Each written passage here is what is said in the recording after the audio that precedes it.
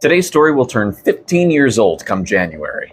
When people first heard about it, everyone was amazed that something like this was even possible.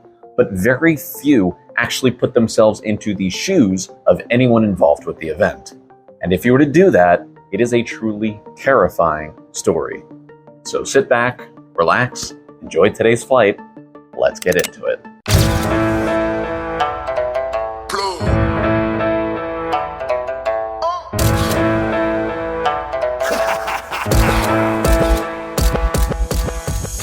On January 15, 2009, Patrick Harton got to work in all of his warm weather attire. It was a bitterly cold day with a high temperature of 22 degrees Fahrenheit. Harton was an air traffic controller at New York's LaGuardia Airport. An air traffic controller is going to be in constant contact with airplanes to help them get around the runways, issue takeoff and landing procedures to pilots, and this is a truly high-stress job. An air traffic controller also needs to constantly maintain focus and pay very close attention to detail because one wrong move could put hundreds of people in danger. Now, one of the planes that Harton would be directing was US Airways 1549, which was to depart from LaGuardia Airport, make a stop at Charlotte Douglas International Airport in North Carolina, and finish at Seattle-Tacoma International Airport in Washington State. It was scheduled to depart at 2:45 p.m. The flight crew was made up of Doreen Welsh, Donna Dent, and Sheila Dale. They each had over 25 years of experience flying with US Airways and actually accounted for a combined 92 years of experience. They had just flown into LaGuardia on a different flight, but they'd be teaming up again for this upcoming flight. And this was common standard for flying, to have a rotation with a specific group for a few days straight before moving on to a new assignment. In fact, this trip was to be the final trip of a 4-day stretch with the team. That means they also shared a captain and co-pilot, and the men in the cockpit had only met for the first time 3 days earlier. The first officer was 49-year-old Jeffrey Skiles. Skiles normally flew as captain, but due to staff reduction at US Airways, he would be switching roles for this flight. First officers also fly the plane, but are second in command to the captain. The captain for this flight was the 57-year-old Chesley Sullenberger, commonly known as Sully. He had logged nearly 20,000 hours of flying at this point in his career, including 4,765 hours in this type of aircraft. The plane they were using was an Airbus A320-214, so it had one aisle going down the center of the aircraft and then seats on opposite sides of the aisle. All planes are just a little bit different. In fact, even though First Officer Skiles had over 20,000 flying hours at this point in his career, he only had 37 in this type of aircraft. In fact, this was his very first flying assignment in an A320. Now, despite having a combined age of only 106 between the pilot and the co-pilot, they still had a combined flying career of 75 years. This was an incredibly experienced cockpit. Patrick Harton from Air Traffic Control directed Captain Sully to back away from the gate and head towards the runway. As the plane backed away from the gate, the flight crew proceeded to do their safety demonstrations for the 150 passengers on board this flight. By the way, no pets are on board this flight. And the flight crew obviously did this on every flight, like telling people how to use the seatbelt and the more important information of what to do in case the plane should need to make an emergency landing. This included telling people about their life jackets being under the seats and where the emergency exits are. And now, to everyone involved in today's flight, this day felt no different compared to any other. A little light snow in the morning, but by afternoon, clear skies, perfect flying weather. The flight crew had just come in from a different flight and described it as uneventful. Unfortunately, there was a long queue of planes trying to take off, and US Airways 1549 would have to taxi for 40 minutes. So some of the passengers attempted to talk to one another. 23 of these passengers were part of the banking industry and were working on the Bank of America Merrill Lynch merger. They were exhausted from a long week of work. Back in seat 15C, Steve O'Brien was thinking about his 10-year-old basketball game that he needed to coach over the upcoming weekend. In seat 20A, Ben Bostick looked ahead a few rows to the woman in 17D, Laura Zick, contemplating what he would say to her if he could work up the courage to talk to her. Then you have Mark Hood and Denise Lockey arguing about politics up in first class. As the clock was ready to strike 3:25 p.m., Hardin informed the cockpit that the plane was ready for takeoff from runway 4. The announcement was made over the intercom that the plane was ready for departure, and there's this big sigh of relief from the passengers as they can now finally get off of the ground. The plane sped ahead, it lifted off the ground, and at 3:25:51 p.m., the cockpit alerted air traffic control that they were at 700 feet and climbing to 5,000 feet. They were told to continue climbing to 15,000 feet, and the message was acknowledged. Captain Sully even looked out his window at one point and remarked, "Wow, what a view of the Hudson today." A few of the passengers began to close their eyes, trying to catch up on a little sleep on this short flight down to Charlotte. We're now about 90 seconds into this flight when Captain Sully noticed that his first officer seemed puzzled by something out the side of the window, and the only word he was able to get out before it was too late was birds. They didn't know what kind of birds they were seeing, but they were directly in the path of the plane, and there was nothing that either men could do to avoid driving right through them. They were less than 1,000 feet away, and the plane is traveling at about 300 feet per second. The plane struck what we now know were Canada geese at 3:27:11. These are big birds. They can weigh anywhere around 10 pounds, they can reach a wingspan of over 6 feet, and this was a large flock of birds. They impacted the plane's windscreen, nose, wings, and they entered both engines on opposite sides of the plane. These engines were turbines spinning at tens of thousands of revolutions per minute. To have even just one 10-pound object go through either of them would be incredibly damaging. But to have maybe multiple go through each side, that's something different entirely. Any passengers that were attempting to sleep were immediately awoken by this loud booming sound. Now, if you've ever been on an airplane before, you know that the plane makes sound, and from inside the plane, it just sounds like white noise. But after this boom sound, both of these engines began to power down, and there was no sound at all. It went silent. One of the passengers would look out the window and notice that the left engine was on fire and alerted the cabin by just kind of shouting it out loud. The flight attendants were stationed with 2 at the front and 1 in the back of the plane. Donna and Sheila were the ones sat at the front of the plane, and they quickly turned to one another saying, "What was that? Was that a bird strike?" The typical protocol for this was to turn the plane around and head back to the airport if the engines couldn't get restarted. And with no word coming from the cockpit, the only assumption they could really make was that the plane was going to do just that. Meanwhile, in the cockpit, Captain Sully and First Officer Skiles have realized that both of their engines have rolled back to idle. 7 seconds later, Captain Sully turned on the Auxiliary Power Unit, or APU, which will distribute electricity back through the aircraft. He turned to his co-pilot and said, "My aircraft." Sully was declaring that he was in charge. Sully instructed Skiles to open the QRH, which is the Quick Reference Handbook, and that's a step-by-step guide for how to deal with emergencies.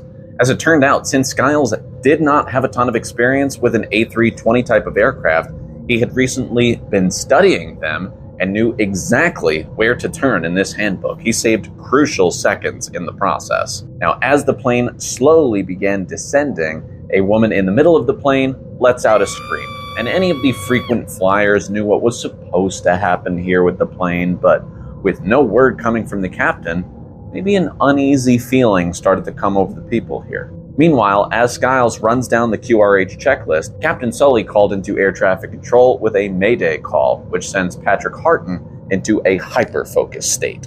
Procedures stated that the team should try to restart the engines, but as Sully and Skiles worked together to attempt to make that happen, they realized it wasn't possible. Then Harton came back over the communications line to let Sully know that he had cleared runway 13 back at LaGuardia. But Sully, after doing the fastest projections in his head, simply said, "We're unable.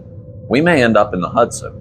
After a little bit of back and forth, Sully assumed that it was impossible to get back to LaGuardia and suggested a potential land in New Jersey instead. Harton then attempted to find an available runway at Teterboro Airport in New Jersey. He had actually worked there for a few years and was very familiar with their setting. Meanwhile, First Officer Skiles is sitting there thinking, "I really hope he doesn't try to go to Teterboro because I don't think we'll make it there." But in reality, what was happening was Sully was exploring all options, knowing very well what the only realistic option was, and that was to try to land this plane on the Hudson River. The passengers are starting to smell the burning sensation in the cabin, and as they look out the window, they can see the George Washington Bridge directly below them. And I don't mean by a couple thousand feet, I mean about 900 feet. For reference, the Chrysler Building is a little over 1,000 feet tall. So imagine for a minute, you're sitting in traffic on the George Washington Bridge. We're less than a decade removed from 9/11, and you see an airplane flying insanely low over the most frequently traveled bridge in the world. Imagine sitting in your office building and looking out the window and seeing this sight. As the passengers begin to panic, the beeping intercom signals, alerting them that the captain is about to speak. All of the passengers start crossing their fingers that the captain is about to tell them good news, everything's under control, the problem's fixed.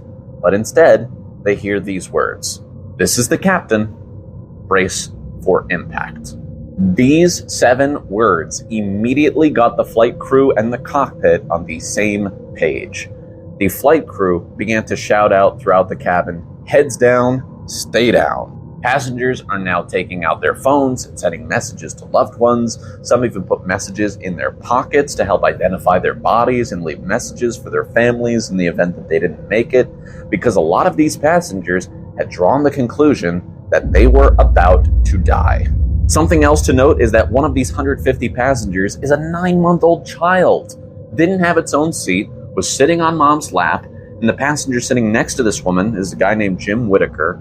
He turns to her and says, "I'll hold your baby. Let me hold your baby." He vowed to protect it when the plane came crashing down. He would turn it in his arms and hold it like a football.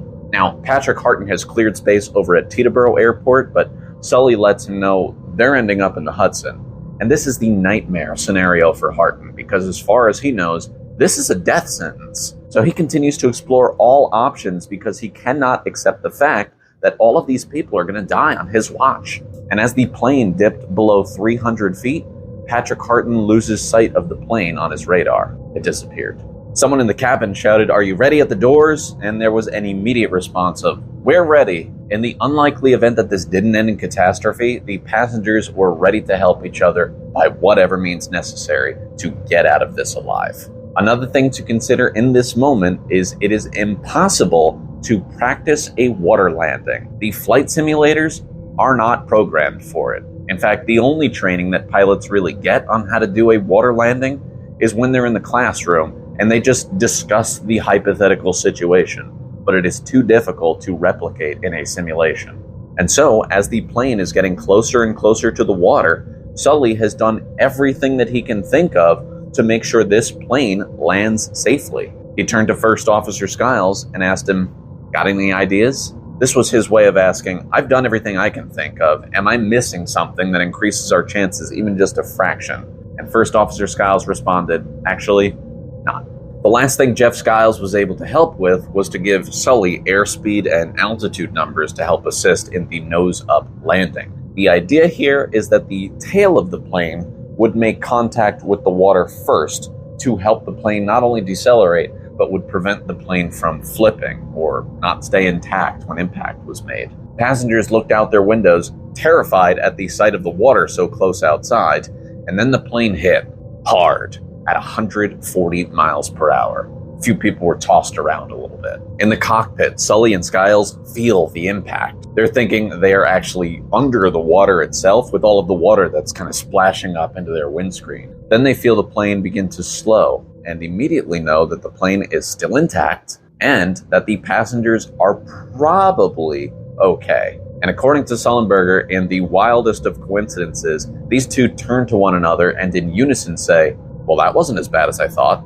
But this was no time for celebrating. There were still 155 people floating in an airplane, taking on water in a river in the middle of January. The temperature of the water is a cool 41 degrees Fahrenheit, and the temperature outside was 19 degrees Fahrenheit. There are sheets of ice floating in this river. The passengers had no idea what they were supposed to do next. They're still in shock. But then the water came in, and it was an instant reminder that they were still alive. The freezing cold would shoot up their legs as they became knee-deep in water. Skiles stayed in the cockpit for an extra 45 seconds to go over the evacuation checklist, while Sully emerged from the cockpit and gave the order, "Evacuate." Everyone was to head to an emergency exit and get the heck off of this plane. Passengers worked together to help an elderly woman who had boarded the plane in a wheelchair. That 9-month-old child is finally crying for the first time in this trip. It had been silent up to that point. And at this point, Harton was being led to his union office, unable to direct flights at this moment in his headspace. Remember, he has no idea that this plane landing has been successful. He actually sent a text message to his wife that said, "Had a crash, I'm not okay, can't talk now." And then his job was to recount exactly what happened to somebody. Passenger Clay Presley evacuated as quickly as he could, but by the time he stepped out onto the wing of the plane, he realized he was missing a life vest while everyone else was coming out of the plane either wearing one or at least had their seat bottoms with them. He had nothing, so he's beginning to panic. Several other people had fallen into the river itself after climbing out onto the wing. People are now trying to help them back up while they shiver and fear freezing to death. Doreen Welsh, the flight attendant from the back of the plane, has suffered a bad leg injury during the crash.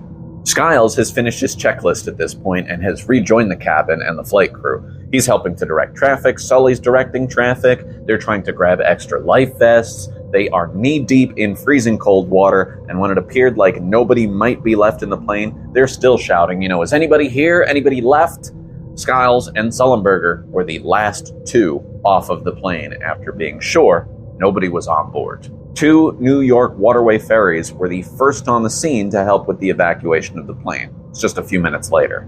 Passengers were starting to believe that they really were going to make it out of this alive. The ferries were followed up by the US Coast Guard, and the last passenger was taken from the plane at 3:55 p.m., approximately 24 minutes after the plane landed on the Hudson River. Meanwhile, Patrick Harton was getting ready to give his statement to the union office when one of his friends popped his head in and said, "Hey, Patty, looks like everyone made it." Harton could not believe what he was hearing. Imagine the feeling of thinking that 155 people died under your supervision and then being told that everyone actually survived. The weight of the world had been lifted off of his shoulders. Throughout the remainder of the day, focus was shifted on accounting for every single one of those 150 passengers and 5 crew members, and by day's end, it was determined that all 155 people aboard that aircraft survived. An investigation was launched to determine if Sullenberger and Skiles did everything correctly, or if there had been a safer alternative. And it was apparent that the only option was exactly what happened that afternoon. The plane was successfully removed from the Hudson River and was purchased by the Carolinas Aviation Museum in Charlotte, North Carolina, the city destination of that flight. That museum has been renamed the Sullenberger Aviation Museum. A few other things I think are worth noting about this incredible story. Each of these passengers got their stuff back, along with $5,000 in compensation for lost luggage. There were 5 serious injuries, which means they spent at least 48 hours in the hospital, but again, everyone survived. Many regularly meet up for annual dinners or reunions, and at one of those reunions, Ben Bostic from seat 20A finally worked up the courage to talk to that woman in seat 17D. And as far as I know, Ben Bostic and Laura Zick are still together today. Captain Sullenberger retired later that year, 2009. Skiles returned to flying in 2013, as did 2 of the flight attendants. Doreen Welsh, who was the flight attendant who was injured during the crash, she retired. Now, my favorite part of all of this is when Jeffrey Skiles heard in an interview that the conditions were perfect for what they accomplished. He corrected them and said he would have preferred to do it in July. Now, the way I'd like to close this video is to share with you the audio from the conversation between Captain Sullenberger and Air Traffic Controller Patrick Harton. Harton also speaks to other people during this audio clip to try to find Sullenberger a landing spot. I want you to note, though, this audio is in real time, and because of the high-stress situation, you're going to hear them say the wrong call sign for the flight a few times, which should be Cactus 1549. Instead, you will hear them say 1539 or 1529 on the call. And after Harton says, "Say again, Cactus," these sides lose communication with one another and never speak to each other again. Without further ado, Here's the audio. Cactus 1549, turn left heading 270. This is Cactus 1539. Hit birds. We've lost thrust on both engines. Returning back towards LaGuardia. Okay, you need to return to LaGuardia. Turn left heading up 220. 220. Tower, stop your departures. Got emergency returning. It's 1529. He bird strike. He lost all engine. He lost the thrust in the engines. He's returning immediately. Cactus 1529. Which engines? He lost thrust in both engines, he said. Got it. Cactus 1529. We can get it for you. Do you want to try to land runway 13? We're unable. We may end up in the Hudson. Showing 2760. Turn left 070. 070. Turn 2760.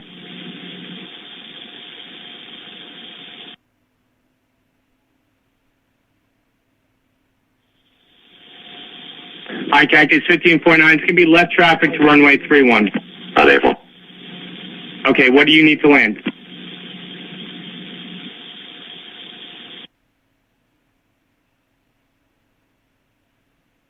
Cactus 1549. Runway 4 is available if you want to make left traffic to runway 4. Idiot. Okay, should we make any runway? What's over to our right? Anything in New Jersey? Maybe Teterboro? Okay, yeah, off your right side is Teterboro Airport. Do you want to try to go to Teterboro? Yes. Teterboro, Empire. Actually, LaGuardia departure guy, emergency inbound. Hey, go ahead. Cactus 1529 over the George Washington Bridge. Wants to go to the airport right now. Wants to go to our airport. Check. Does he need assistance? Yes, it was a bird strike. Can I get him in for runway 1? Runway 1, that's good. Cactus 1529, turn right 280. You can land runway 1 at Teterboro. We can't do it. Okay, which runway would you like at Teterboro? We're going to be in the Hudson. I'm sorry, say again, Cactus?